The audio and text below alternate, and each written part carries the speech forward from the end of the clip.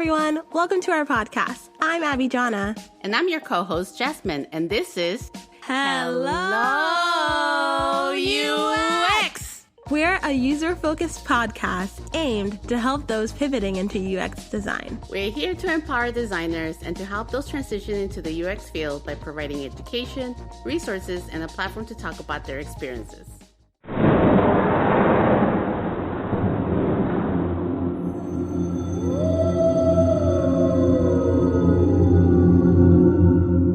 Thank you for joining us today for our episode UX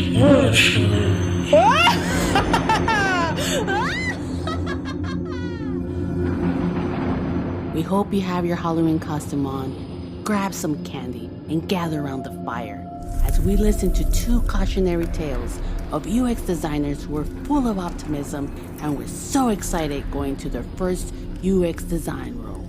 Unfortunately, there were a few big bad wolves dressed in granny clothing, waiting to exploit their work and trust. Please get comfortable as we share these stories, but not too comfortable, because you never know what's lurking behind you.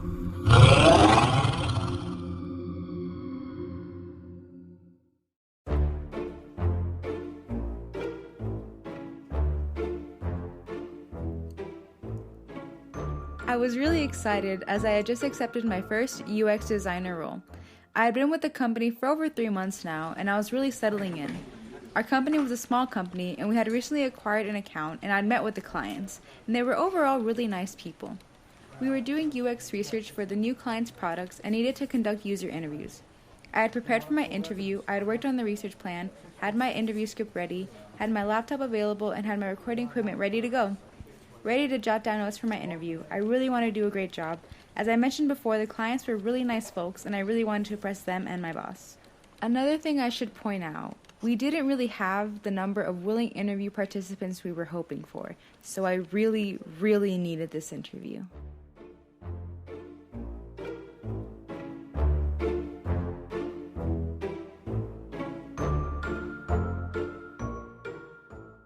We were probably into our third question of the interview when the interviewee made a terribly inappropriate reference to, and I quote, whores.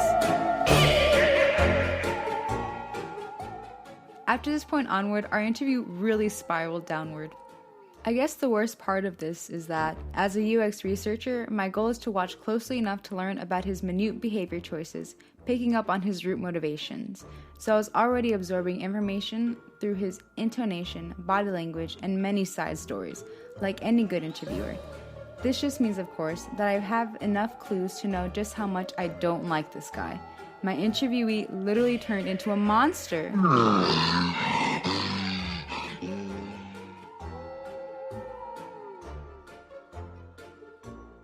I had to interview a user who turned out to be a pig of a chauvinist.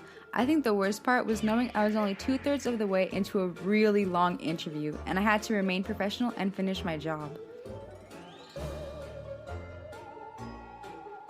I felt so dirty after the interview.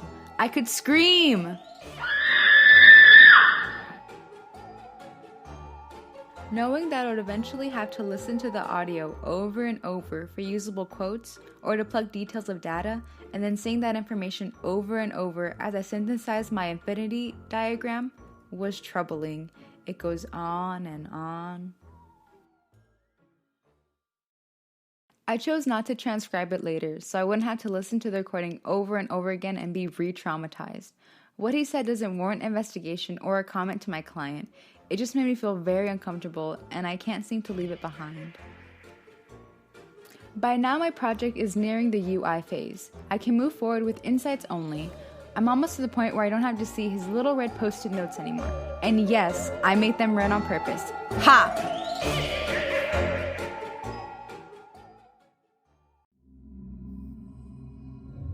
Ooh, that gave me goosebumps.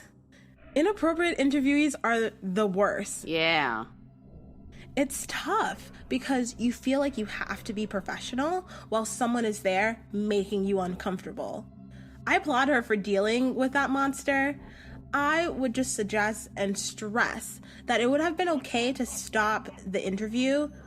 Yes, you are doing a job, but that doesn't mean that you don't deserve basic respect. Yeah, I would have freaked out too. So typically, interviews are a team effort, one person asking the questions, and there's another taking notes. There's safety in numbers. Also, I think I would have said something to my boss. I don't think a boss should feel offended because you're trying to prevent things from getting out of hand. Yeah, I agree. I need to grab a blanket. That story gave me chills. We'll be right back with our second cautionary tale. While you wait, here's a word from our sponsor.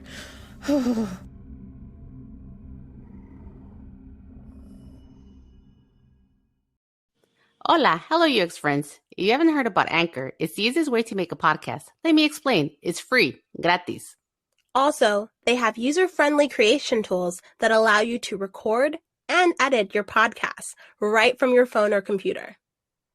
And Anchor will distribute your podcast for you, so it can be heard on Spotify, Apple Podcasts, and many more.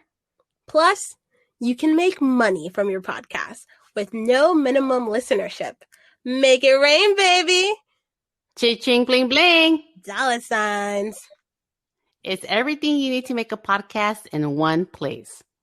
Download the free Anchor app or go to anchor.fm to get started.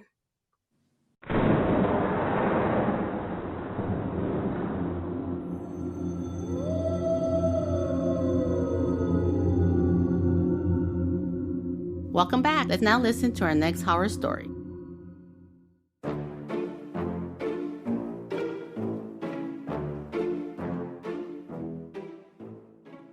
After a year of searching for a job, I had finally found one, organically at that. I had been putting myself out there and had been going up to meetups, volunteering for many events around town. Yes, all this was pre-COVID. I had met this nice lady and I kept bumping into her on several occasions, and we began a friendship of some kind. She started to tell me about the startup company she had been helping. Then one day she asked me what I did for a living, and I told her I had just pivoted into UX design and had recently finished a UX bootcamp. She seemed very interested in my journey and story. She asked me if I would be willing to meet with her CEO since he had recently mentioned they needed a UX designer. So I immediately said yes. It was finally the rainbow I had been hoping for.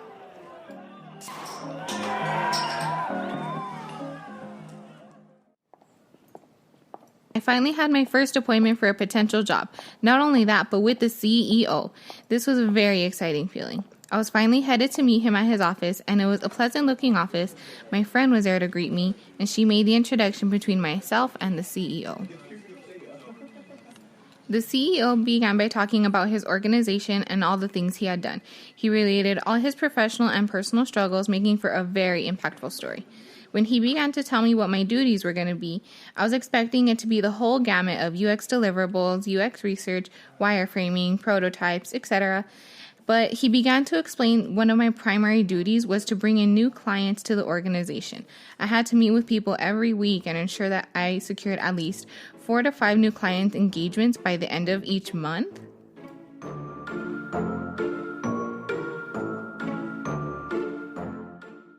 Then he pointed out that they would not be able to pay me much, and by much, I mean very little. The only thing I managed to think at the moment was that maybe he was confused as to what a UX designer did versus what my duties would be in the position. I left the meeting very confused and disappointed.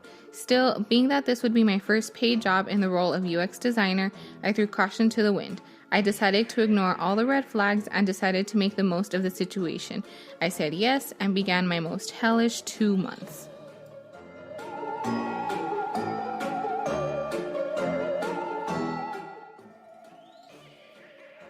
It began with unrealistic deadlines, such as creating all the wireframing and prototype for the company's new website in 3 days. The CEO would have these long-winded meetings where he would go on and on about all the things he was supposedly doing behind the scenes to secure clients. I began to notice that fewer and fewer people were attending these meetings. I also began hearing whispers of coworkers not receiving any pay for the work they were doing or had recently done.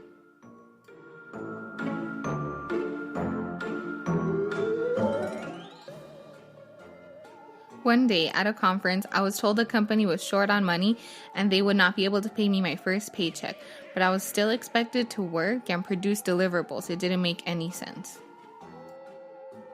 I knew this was not right. I talked to my boyfriend, friends, family, and colleagues, and they were all telling me the same thing, that I was being taken advantage of. I couldn't take it any longer, and I asked my coworker and contact who had initially talked to me about joining the team and vented with her. I spoke to her about all the time I was investing in producing all the deliverables they wanted, having to find potential clients, but my main complaint was not getting paid, even the small amount of money I was told I would be given. She tried to calm me and stated that this was expected from a startup and I just needed to ride the wave. But even now, I was beginning to distrust her too. A few days after this, she stopped showing up to work. Then I found out she stopped receiving payments after being the only one getting paid in this company. Everyone else was given the same excuse I was. What a two-faced witch she turned out to be.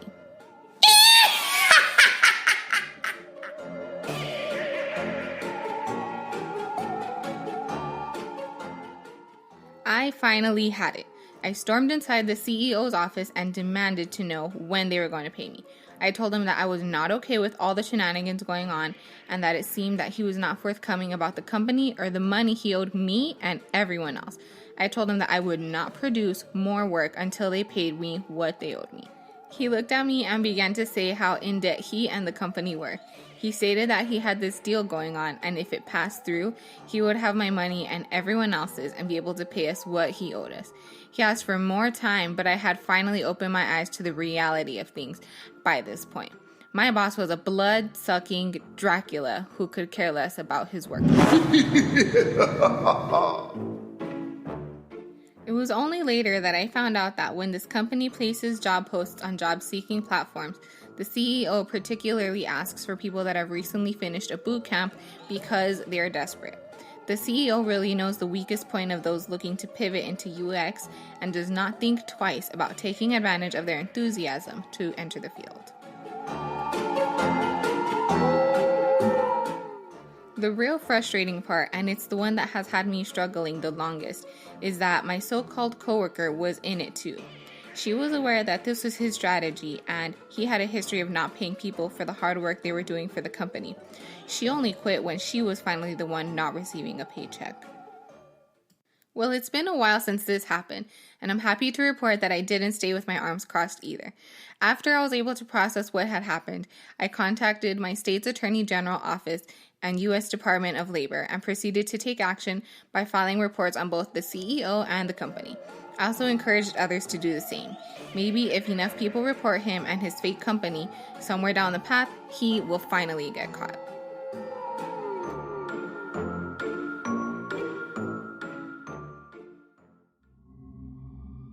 Wow, that was a scary story, especially when they're messing with my money. But not to fear, folks.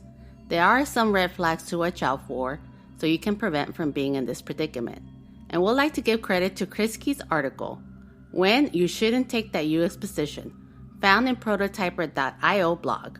First, if they're expecting you to be the unicorn, meaning will you be working from research to coding and everything in between? They want more bang for their money, and this will staunch your professional growth. Second, who will you be reporting to? Anyone except for a director or manager of UX, such as the head of QA or development. Just understand it will be more difficult for you to advocate for UX, and you may not count with the backing of someone who is also in the same mindset of design thinking. Lastly, do they allow for time for you to ask questions in the interview regarding the culture of the company and the team you will be joining? What other tips do you have for us, Abydjana?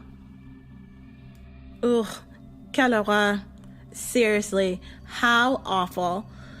I actually had a similar situation happen to me, but that's another story for another day. It sucks that things like this happen, but I agree with you, Jazmin. Asking questions can definitely give a clue to the company's culture. Sometimes it can be hard to figure out what those right questions are on the spot, so having them thought out or written out before the interview is a good tip. Also, remember, even though the company is interviewing you, you're also